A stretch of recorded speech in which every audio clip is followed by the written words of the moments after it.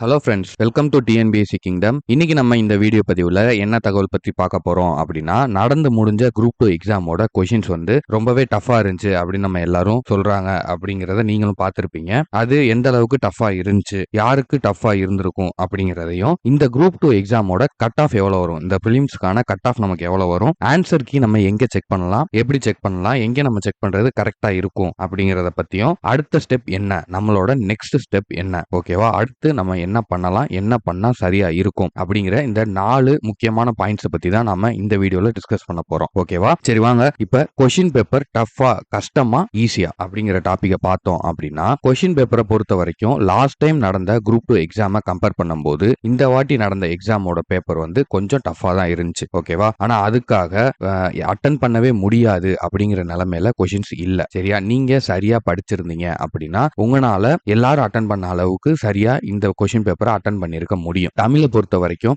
ஓரளவுக்கு மாடரேட்டா தான் இருந்துச்சு. தமிழ் அண்ட் மேக்ஸ் ஓகே தான், ஒன்னும் அவ்வளவா பெரிய ப்ராப்ளம் இல்ல. ஜிஎஸ் பொறுத்த வரைக்கும் கொஞ்சம் டஃபா இருந்துச்சு. ஆனா இதுல நம்ம புரிஞ்சுக்க வேண்டிய விஷயம் என்னன்னா, நிறைய பேர் இது ரொம்ப கஷ்டம், ரொம்ப டஃபா கேட்கறாங்க வைக்கிறாங்க அப்படின்னு நீங்க நினைக்கிறீங்க. லாஸ்ட் டைம் உள்ள மாதிரி இந்த வாட்டி கேட்பாங்க அப்படிங்கறது எதிர்பார்க்கறது நம்மளோட முட்டாள்தனம். சரியா, எக்ஸாம்ஸை பொறுத்த வரைக்கும், அதுவும் காம்படிட்டிவ் எக்ஸாம்ஸை பொறுத்த வரைக்கும் அவங்க கொஸ்டின்ஸோட தரத்தை உயர்த்திக்கிட்டே தான் போவாங்க. அதுவும் இல்லாம இந்த group 2 exam degree standard exam. ஓகேவா, டிகிரி ஸ்டாண்டர்ட் அப்படிங்கிற போது நம்மளோட எக்ஸ்பெக்டேஷன் அளவோட கொஸ்டின்ஸ் கொஞ்சம் அதிகமா தான் இருக்கும். கொஸ்டின்ஸோட தரம் கொஞ்சம் அதிகமா தான் இருக்கும். ஒவ்வொரு வருஷமும் எக்ஸாம்ஸ் நடத்தும் போது ஒரே பேட்டர்ன்ல கொஸ்டின்ஸ் கேட்டுக்கிட்டே இருக்க மாட்டாங்க. இன்னும் வருங்காலத்துல இனி போக போக கொஸ்டின்ஸ் இந்த மாதிரி டஃப் பண்ண தான் செய்வாங்க. டஃப் பண்ணாதான் அவங்களால கேண்டிடேட்ஸை ஃபில்டர் பண்ணி எடுக்க முடியும். சரியா, இப்ப முன்னாடி மாதிரி இல்ல. இப்ப கேண்டிடேட்ஸ் ரொம்பவே எஃபிஷியன்டா படிக்க ஆரம்பிச்சிட்டாங்க, ரொம்பவே நல்லா படிக்க ஆரம்பிச்சிட்டாங்க. அப்படிங்கிற போது அந்த கேண்டிடேட்ஸை ஃபில்டர் பண்ணி நம்ம எடுக்கணும் அப்படின்னா அவங்க இந்த மாதிரி டஃப்பான கொஸ்டின்ஸ் கேட்டாதான் ஃபில்டர் பண்ணி எடுக்க முடியும். ஓகேவா, இது ஒரு முக்கியமான விஷயம். இன்னொரு விஷயம் தெரிஞ்சுக்கோங்க, கொஸ்டின்ஸ் வெளியே இருந்து வருது, நீங்க படிச்சதுல இருந்து வரல அப்படின்னா நீங்க என்ன படிச்சீங்களோ அதே தான் உங்க பக்கத்துல இருந்தவங்களும் படிச்சிருப்பாங்க, உங்க பக்கத்துல ஊர்ல உள்ளவங்களும் படிச்சிருப்பாங்க. இன்னும் எந்த தமிழ்நாட்டுக்குள்ள எந்த டிஸ்ட்ரிக்ட்ல இருந்து எக்ஸாம் எழுத போயிருந்தவங்களா இருந்தாலும் நீங்க என்ன படிச்சீங்களோ அதே தான் படிச்சிருப்பாங்க. நீங்க ஆனா ஒழுங்கா படிச்சிருந்தீங்க அப்படின்னா, நான் தமிழ்ல 6th to 12th new book படிச்சிட்டேன், ஓல்டு புக்ல 6th to 10th படிச்சிட்டேன், அட்லீஸ்ட் 6th to 10th படிச்சிட்டேன், இல்ல 6th to 12th நான் நல்லா படிச்சு அதுல இருந்து வந்த கொஸ்டின்ஸ் எல்லாமே நான் நல்லபடி அட்டன் பண்ணிட்டேன், வேற இந்த எக்ஸ்ட்ராவா சிறப்பு தமிழ்ல இருந்து வந்துச்சு அப்படிலாம் நிறைய பேர் சொல்றாங்க, அது எனக்கு தெரியல, நான் அட்டன் பண்ணல அப்படின்னா உங்களுக்கு தெரியாதது வேற யாருக்குமே தெரியாது. ஓகேவா, எக்ஸாம் அட்டன் பண்ண மத்தவங்களுக்கும் தெரியாது. அந்த புரிதலுக்கு முதல்ல வாங்க. சரியா, நீங்க நல்லா படிச்சிருக்கீங்க அப்படின்னா நீங்க என்ன எக்ஸாம் கொஸ்டின் அட்டன் பண்ணிருக்கீங்களோ அதே தான் உங்களுக்கு ஈக்குவலா நல்லா படிச்சவங்களும் அட்டன் பண்ணிருப்பாங்க. நான் இது சும்மா எக்ஸாம் அட்டன் பண்ணி பார்க்கலாம் அப்படின்னு வந்தவங்க, சும்மா ஒரு வாரத்துக்கு முன்னாடி புக் எடுத்தவங்க, 10 நாளைக்கு முன்னாடி புக் எடுத்தவங்களுக்காக நான் சொல்லல இந்த விஷயத்த. நான் சொல்றது உண்மையா ரியலா உழைப்பு போட்டு இந்த எக்ஸாமுக்காக நான் ப்ரிப்பேர் பண்ணி, நான் எல்லாமே நல்லா தான் ப்ரிப்பேர் பண்ணேன்.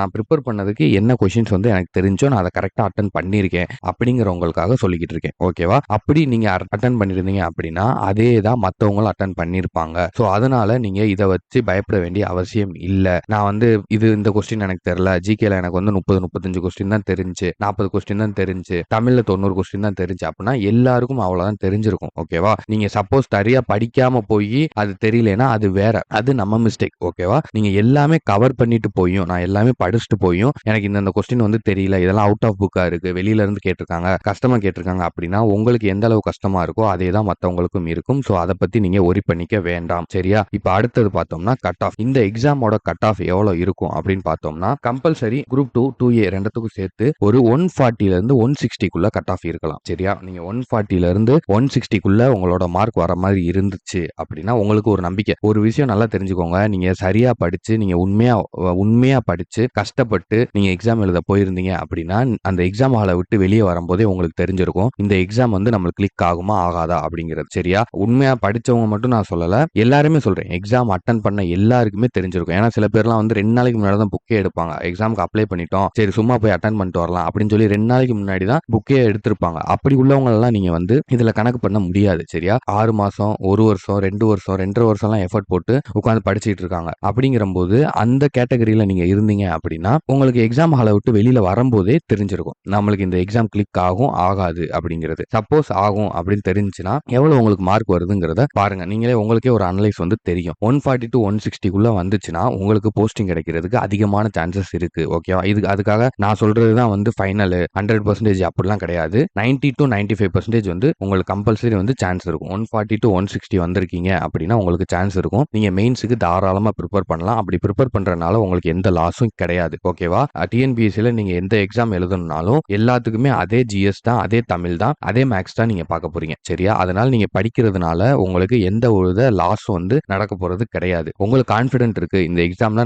எனக்கு கண்டிப்பா கிளிக் ஆகும் அப்படின்னு நினைச்சீங்கன்னா நீங்க மெயின்ஸை ப்ரிப்பேர் பண்றதுக்கு தயாராகுங்க. ஓகேவா? அடுத்தது பாத்தீங்கன்னா ஆன்சர் கீ. ஆன்சர் கீயை பொறுத்த வரைக்கும் தயவு செஞ்சு இப்போதைக்கு அவசரப்பட்டு போய் எந்த ஆன்சர் கீயையும் வந்து செக் பண்ணாதீங்க. அப்படியே நீங்க ஆன்சர் கீ செக் பண்ணாலும் தமிழுக்கும் மேக்ஸுக்கும் மட்டும் செக் பண்ணுங்க. சரியா? ஜிஎஸ்ல நீங்க எத்தனை இன்ஸ்டியூட், எவ்வளவு பெரிய லெவல் இன்ஸ்டியூட் அவங்க போட்டா சரியா இருக்கும் அப்படி நீங்க நினைச்சு பாத்தீங்களாலும் அதுலயும் 10 கொஸ்டின் தப்பா தான் இருக்கும். சரியா? ஜிஎஸ் பொறுத்த வரைக்கும் டிஎன்பிஎஸ்சி சைட்ல இருந்து அவங்க ஆன்சர் கீ போடுற வரைக்கும் நம்ம சைட்ல நீங்க எவ்வளவுதான் எத்தனை சேனல்ல பார்த்து நீங்க ஆன்சர் கீ எடுத்தீங்கனாலும் அது தப்பா தான் வரும். ஓகேவா? ஃபர்ஸ்ட் வந்து நீங்க தமிழுக்கு ஆன்சர் கீ பாருங்க. தமிழுக்கு இந்த சேனல்ல போட்டாங்கன்னா தமிழுக்கோ இல்ல மேக்ஸுக்கோ வந்து பாருங்க. நானே கூட நான் தமிழுக்கு எடுத்து போடுறேன். சரியா? நாளைக்கு கூட நான் புக்ல எங்க அந்த கொஸ்டின் கவர் ஆகுதுங்கிறதோட சேர்த்தே நான் எடுத்து போடுறேன். ஓகேவா? ஒரு கொஸ்டின் வந்து தமிழ்ல கேட்டிருக்காங்க, அந்த கொஸ்டின் புக்ல எங்க கவர் ஆகுது அப்படிங்கறத சேர்த்தே வந்து நான் உங்களுக்கு எடுத்து போடுறேன். சரியா? அதை பார்த்து கூட நீங்க வெரிஃபை பண்ணிக்கோங்க. இந்த மாதிரி தமிழுக்கும் மேக்ஸுக்கும் மட்டும் நீங்க ஆன்சர் கீ செக் பண்ணுங்க. ஒரு 1 வீக் வெயிட் பண்ணீங்க அப்படின்னா டிஎன்பிஎஸ்சில இருந்து ஆன்சர் கீ போட்டுருவாங்க. அதுக்கப்புறம் நீங்க அதை செக் பண்ணிட்டு கன்ஃபார்ம் பண்ணிக்கலாம். ஓகேவா? அது வரைக்கும் நீங்க அவசரப்பட்டு எதையும் போய் சேனல்ல பார்த்து நீங்க செக் பண்றேன்னு சொல்லி நீங்களே வந்து உங்களோட ஹோப்பை வந்து லூஸ் பண்ணிடாதீங்க. நீங்க டிமோட்டிவ் ஆயிராதீங்க. ஓகேவா? அடுத்ததா பாத்தீங்கன்னா நெக்ஸ்ட் ஸ்டெப் என்ன அப்படின்னா தயவு செஞ்சு நீங்க இவ்வளவு நாள் கஷ்டப்பட்டு படிச்சிருக்கீங்க, இவ்வளவு நாள் உண்மையா உழைச்சிருக்கீங்க அப்படின்னா ஒரு 2 நாள் 3 நாள் ரெஸ்ட் எடுங்க. எதை பத்தியும் கவலைப்படாம கொஞ்ச நாள் வந்து ரிலாக்ஸ் ஆகுங்க. நீங்க எடுத்தோன்னே இப்ப நிறைய சேனல்ஸ்ல வந்து வீடியோ போட்டுக்கிட்டே இருப்பாங்க.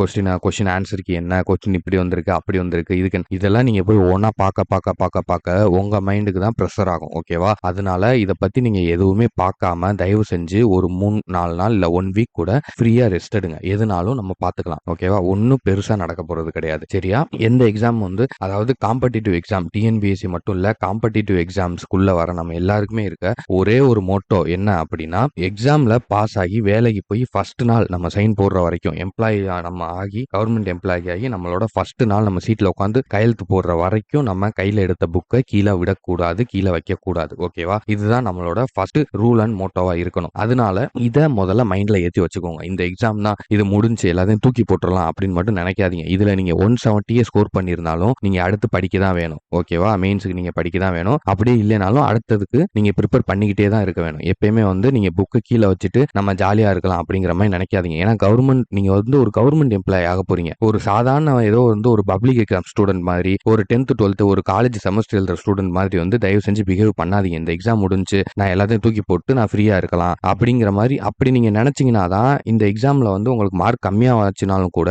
உங்களுக்கு ரொம்ப வருத்தமா இருக்கும். நீங்க ரொம்ப கஷ்டப்படுவீங்க. உங்களுக்கு ரொம்ப ஹார்ட் ஆகும். முதல்ல ஒண்ணு தெரிஞ்சுக்கோங்க. நம்ம வந்து ஒரு கவர்மெண்ட் ஸ்டாஃப் ஆக போறோம். ஒரு கவர்மெண்ட் ஸ்டாஃப் ஆக போறீங்க. ஒரு கவர்மெண்ட் எம்ப்ளாயியா நீங்க வந்து உங்களை நீங்களே வந்து தயார்படுத்திக்கிட்டு இருக்கீங்க. அப்படிங்கிற போது நீங்க இப்ப போய் நான் வந்து ரிலாக்ஸ் ஆகுறேன், நான் ஃப்ரீ ஆகுறேன், இந்த எக்ஸாம் வந்து நான் நல்லா பண்ணிட்டேன்னா அதோட முடிஞ்சு நான் தூக்கி போட்டு ஃப்ரீயா இருக்கலாம் அப்படிங்கிற நினைப்புக்கெல்லாம் தயவு செஞ்சு வரவே வராதீங்க. நீங்க நாளைக்கு ஒரு கவர்மெண்ட் எம்ப்ளாயி ஆகிட்டீங்க அப்படின்னா உங்களுக்கு எப்போனாலும் ஒர்க் இருக்கும். சரியா? நைட் 1 மணிக்குனாலும் உங்க ஏரியால ஒரு பிரச்சனை, உங்க சர்க்கிள்ல உங்க சரௌண்டிங்ல எதுவும் ஒரு ப்ராப்ளம் அப்படின்னா நீங்க தான் போய் நிக்கணும். அப்ப வந்து இல்ல நான் 1 மணி ஆயிருச்சு, எனக்கு தூங்குற டைம் இது வந்து நான் டியூட்டில இல்லையில அப்படின்னு சொல்லி நீங்க இருக்க முடியாது. சரியா? ஒரு கவர்மெண்ட் ஆபீசர்னா நீங்க எல்லா சூழ்நிலைகளுக்கும் ப்ரிப்பேர் ஆகியிருக்கணும். ஓகேவா? அதே மாதிரி தான் இந்த எக்ஸாம்ஸும். சரியா? சாதாரண இந்த எக்ஸாம்க்கே வந்து நீங்க மனசை விட்டீங்க, நீங்க வந்து லாஸா ஃபீல் பண்ணீங்க அப்படின்னா பெரிய பெரிய விஷயங்கள்லாம் இன்னும் நீங்க எவ்வளவோ பார்க்க வேண்டியது இருக்கு ஜாப்குள்ள போனோன்னு. ஸோ அதனால நான் சொன்ன இந்த விஷயத்தை எல்லாத்தையுமே மைண்ட்ல ஏத்திக்கோங்க. தயவு செஞ்சு ஆன்சர் கீ அது இதுன்னு தேடி ஒவ்வொன்றா தேடிக்கிட்டே இருக்காதீங்க. முதல்ல ரிலாக்ஸா கொஸ்டின் பேப்பர் எடுத்து ஓரமா வச்சுட்டு ரிலாக்ஸா ஒரு 3 நாள் 4 நாள் ஃப்ரீயா விட்டுருங்க. உங்க மைண்ட் வந்து ஒரு ஸ்டேபிள் ஆயிரும், ஒரு ஸ்டெடினஸ்க்கு வந்துடும். அதுக்கப்புறம் ஆன்சர் கீ வரும். அதுக்கப்புறம் நீங்க செக் பண்ணலாம். ஓகேவா? இல்ல இந்த எக்ஸாம் எனக்கு வரல,